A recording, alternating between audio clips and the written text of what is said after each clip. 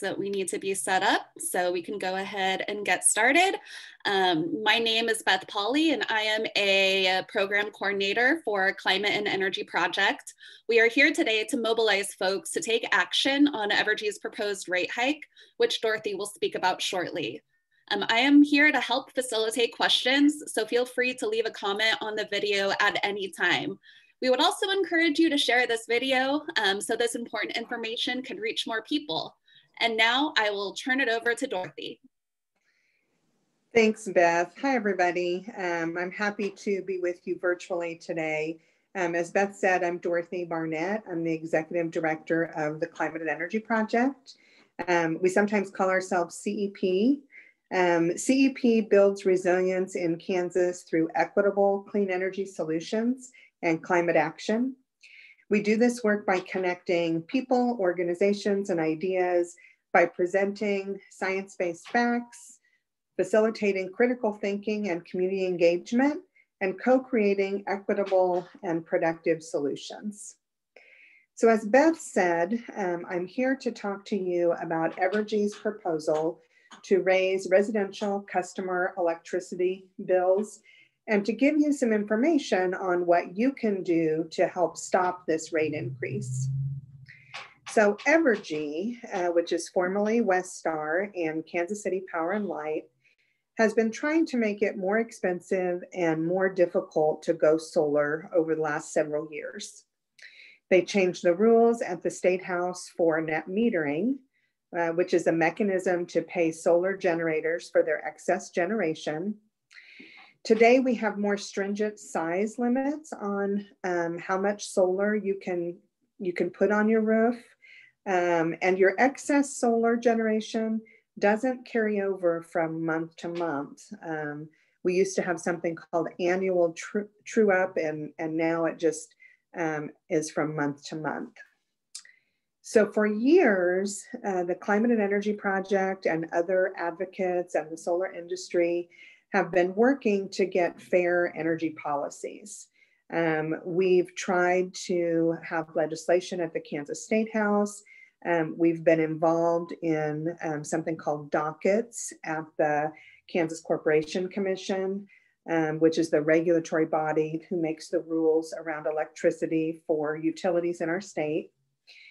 Evergy, though, has largely been successful in putting up barriers to solar across their entire service territory. Unlike our neighboring states who are beginning to really get the economic and environmental benefits from growing residential and commercial solar, there were less than 1,200 commercial and residential solar customers at the end of last year. Last spring, however, we celebrated a landmark victory when the Kansas Supreme Court unanimously ruled that Evergy's demand charges for solar customers were unconstitutional. I'm sure that if you follow the Climate and Energy Project, you've heard us talking about demand charges for a number of years and how difficult those are for customers to manage. So with the Supreme Court ruling, we of course did not get complacent because we knew that the case was headed back to the Kansas Corporation Commission to determine a new rate structure, something we hoped would be fair and equitable for all. So earlier this fall, Evergy released their proposal. Their primary proposal was a grid access fee. They wanted to charge $3 a watt for the solar that you have installed on your roof. Several of the people involved in this case, the Citizens Utility Ratepayer Board, sometimes called CURB, the Kansas Corporation Commission staff, as well as clean energy advocates like CEP, the Sierra Club, and Vote Solar, all agreed that this grid access fee really was just another discriminatory charge, and none of us believe it would be accepted by the Supreme Court as an acceptable solution. With that, Evergy also added a secondary proposal which recently we've discovered the Kansas Corporation Commission staff supports, and that is to add a minimum bill to all residential customers, non-solar users as well as solar users. That $35 monthly bill would be to cover what the company claims are the costs to the grid of home-based solar. So for many reasons, the minimum bill is egregious. The first and foremost being that Kansans, along with the rest of the country, are experiencing unprecedented economic hardships. So for those people impacted, a $35 minimum bill is considered a rate increase. Evergy's own testimony to the commission states that nearly 130,000 potentially impacted customers make less than $24,000 a year. Let me say that again. 130,000 potentially impacted customers make less than $24,000 a year, meaning that those who make the least amount of money will be impacted the most. Our experts conclude that nearly 195,000 non-solar Evergy customers have at least one bill a month that is less than $35. Now, we're not trying to say this is a $35 addition to everyone's bill, but if you have at least 1 month that you don't have at least a $35 bill, you will have if this proposal goes forward. Our experts also conclude that just over 5,500 non-solar Evergy customers have a bill less than $35 every single month. Some of our own CEP staff work really hard to insulate their homes, to only use electricity when they need to keep their temperature a little hotter or a little cooler, because they're trying to manage their bills to be able to afford them. And I know that a lot of people are in that same space. And so for those folks, again, it's also a rate increase. So Evergy, with this latest plan for the minimum bill, has really switched their tactic to make all ratepayers subsidize solar. This is pretty bold of them, considering that there's a 1% cap on net metering to protect Evergy. At the end of 2019, fewer than 1/4 of that 1% of their customers have gone solar. So we really don't see solar as something that is impacting Evergy's bottom line. My friend Rabbi Moti Reber had a great op-ed in the Topeka Capital Journal this weekend. Beth's going to drop the link in the chat. I would encourage you to read it, but I'm going to quote just a little bit of his op-ed. Solar power has many benefits, including reduced energy cost, lower environmental impacts, including from climate change, shorter supply lines, and price stability. Once the equipment is paid for, the power is essentially free. In addition, distributed solar helps the stability of the grid by providing additional power at times of peak demand, although you'd never hear that from Evergy. As far as Evergy is concerned, those benefits don't exist. For years, Evergy has claimed that distributed generation is all cost and no benefits, despite the clear evidence otherwise. It has never been asked either by the Kansas legislature or the Kansas Corporation Commission to prove these claims, and it has refused to allow an independent study to measure the cost and benefits of residential solar. Take a read of Modi's op-ed. We appreciate all he does through Kansas Interfaith Action. I want to say the closest we've gotten to an independent study is the legislative required report from an organization called ACOM earlier this year. That report covers a lot of advanced energy solutions, but it has a fairly robust section on residential solar. In that report, there are several pages outlining the current state of solar generation. In their modeling, they found that at the current level of penetration, as I said, about 0.25%, solar users may actually subsidize non-solar users. That's an interesting third-party study. It doesn't go far enough, but it does provide some information, and we think gives some validity to the value that solar can provide to all of us. So what can you do to stop Evergy's rate increase? Well, the good news is that the Kansas Corporation Commission is taking public comments. The first round of comments was a public hearing on November 5th, and we heard from 50 Kansans who had resounding opposition to both the grid access fee and the minimum bill. The second round of public input is open until December 21st at 5 p.m. And Kansans can submit their testimony directly to the KCC. Beth is going to put this information in the comments, but you know, your voice does matter. The Kansas Corporation Commission has an entire page on their website asking for your comments. You can file them electronically. You can also send an email to their public affairs office, or you can send a letter via snail mail. The information on the website is a little bit misleading because it really focuses on solar. We think it's important because of the secondary proposal for the minimum bill that we need to make sure the commission hears from you about the impact to nearly 200,000 non-solar users. So you can make your voice heard through a public comment.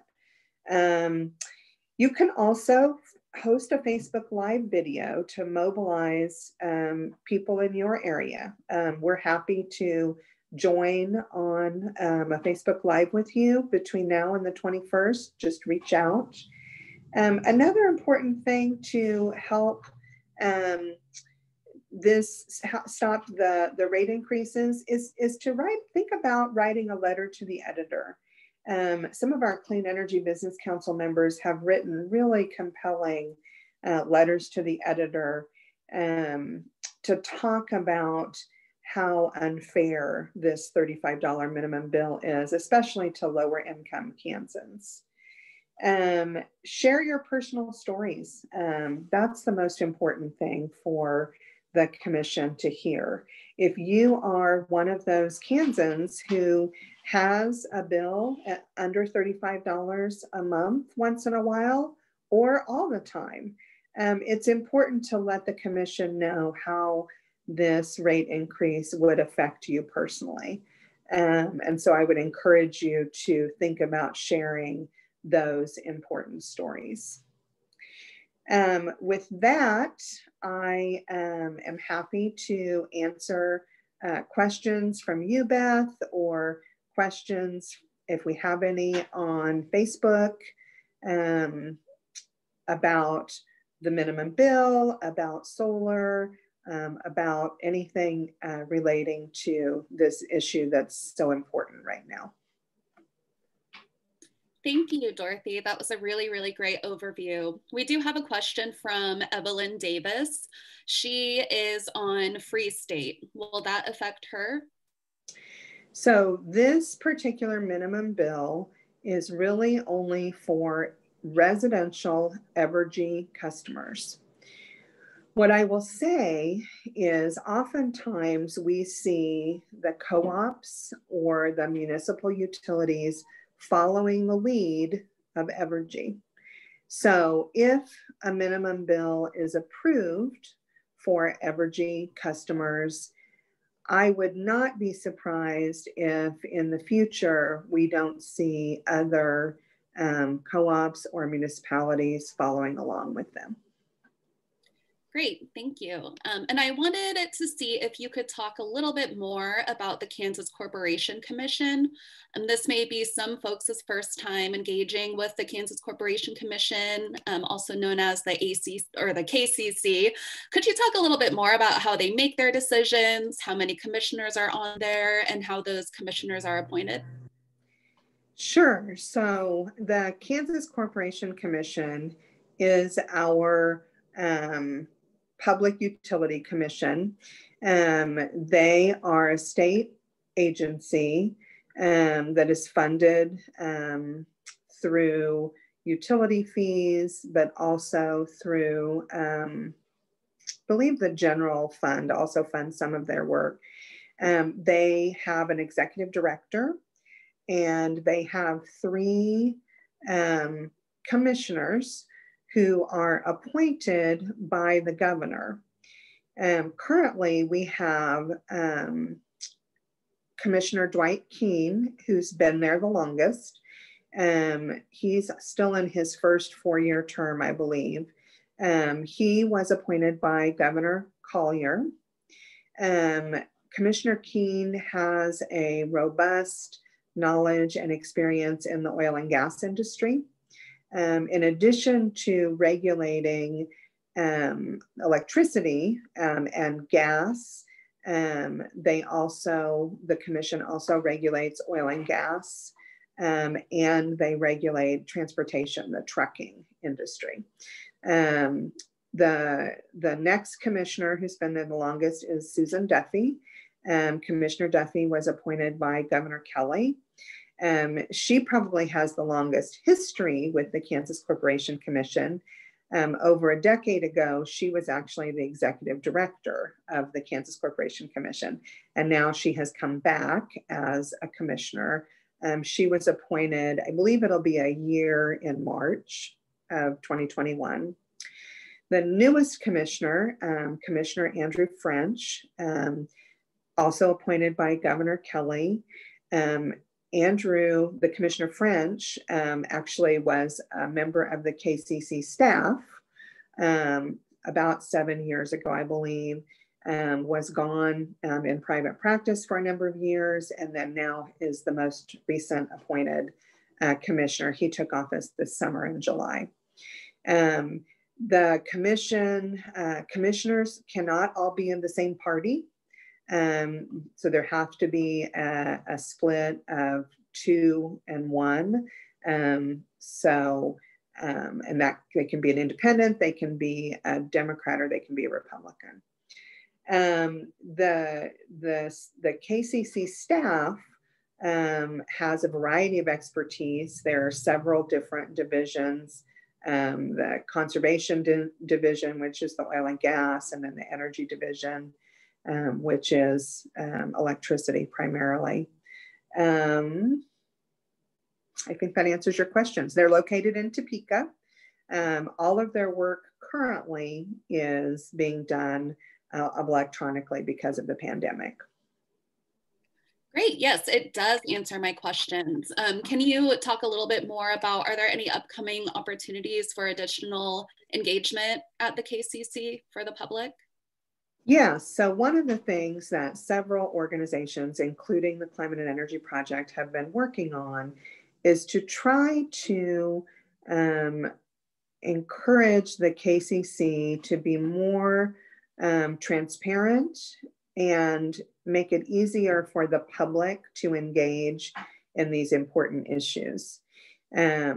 Originally, this case with the demand charges did not have a public hearing. And we requested, several of us went to the commission and requested that they provide an opportunity for stakeholders to engage more fully. And they opened up this case for public comment. Right now, there are a couple of cases at the commission. One is for Evergy's short-term sustainability transformation plan. And that's their next 5 years plan for how they're going to update their equipment and do that in a way that helps them decarbonize the economy. And so that's one area that, again, we asked the commission for more public engagement. And so they have offered up workshops for people to get informed about what Evergy is suggesting in their sustainability transformation plan. Last week, the topic was grid modernization. So we talked a lot about transmission and distribution and how those things would be part of their transformation plan. There are 3 more workshops for people to get engaged with. 1 more in December, and then 2 in January. Some of those will cover renewable energy. Some will cover, I believe, energy efficiency. But the way to learn more about this is to follow the Kansas Corporation Commission's website. And Beth, you could drop that in the link as well. Great, thank you, Dorothy. It's really exciting to hear that there are opportunities for public engagement. As we all know, energy access impacts everyone. So this is definitely something, where folks should be engaged and should be able to have their voices heard.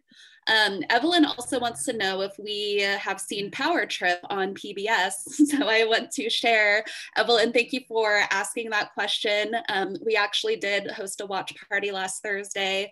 We had an excellent panel, including Dorothy and some other, activists from across the country who gave remarks on how the content from Power Trip does, reflect and impact our work.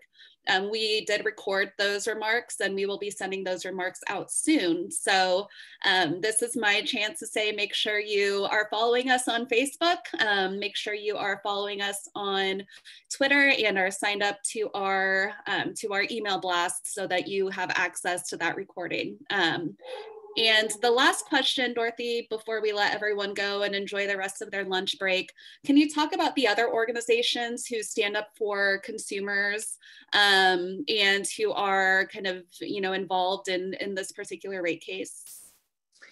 Yeah, so in case you don't know about the Citizen Utility Ratepayer Board, often called CURB, CURB is an advocate for residential and small commercial businesses.